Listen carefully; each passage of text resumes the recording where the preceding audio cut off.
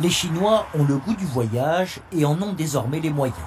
Résultat, le marché aérien décolle à vitesse grand V. Aujourd'hui, le pays compte 59 compagnies aériennes et la Chine cherche pilote désespérément.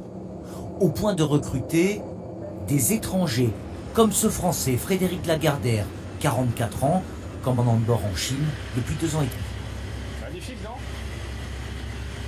Dernière vérification avant décollage. J'ai les pneus, qu'il n'y ait pas de problème, qu'il n'y ait pas d'entaille, de trous, des choses dangereuses.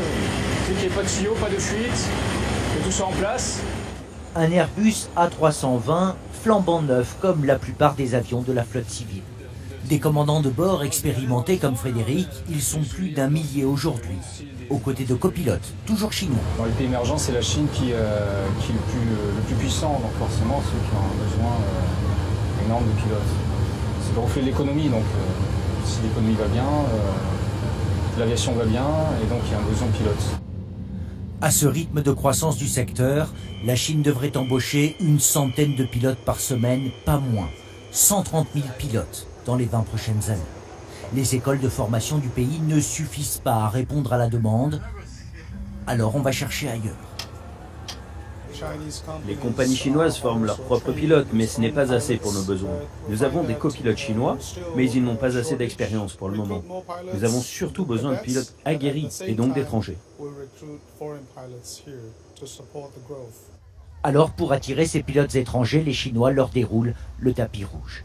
Xavier Baptiste, cet autre Français, 55 ans, a atterri à Shanghai il y a 10 ans. Il est l'un des 7000 pilotes de la compagnie d'État China Eastern. Avant chaque vol, prise de tension et alcotest obligatoire. Des conditions d'emploi alléchantes, certains pilotes voient parfois leur salaire multiplié par 5. Xavier, lui, gagne 18 000 € net par mois, un quart de plus que s'il était resté en France. C'est un Eldorado parce qu'on vit comme des rois. Ce qu'il faut, c'est s'adapter, il faut d'abord les comprendre, c'est un échange et un choc culturel. Moi, ce que j'apprécie en Chine, c'est que tout va très très vite. Ils ont cette faculté de décision, si on peut dire, et qui fait que quand ils ont dit on avance, et ils avancent. Et ça, c'était quelque chose que je trouvais un peu pénible en France et en Europe. Recrutés pour leur expérience, ces pilotes doivent voler 800 heures par an. C'est 150 heures de plus qu'un pilote d'Air France.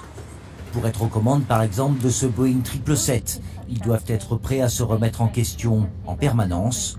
Aucune erreur n'est tolérée.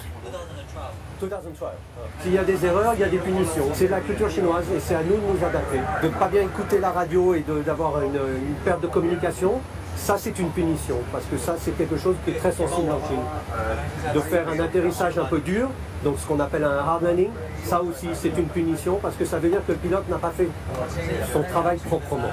Donc c'est un stress supplémentaire qu'on n'a pas en Europe ou aux États-Unis.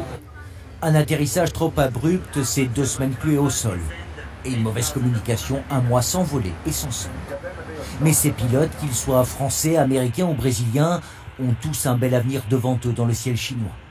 Des aéroports se construisent tous azimuts, comme celui-ci à Pékin.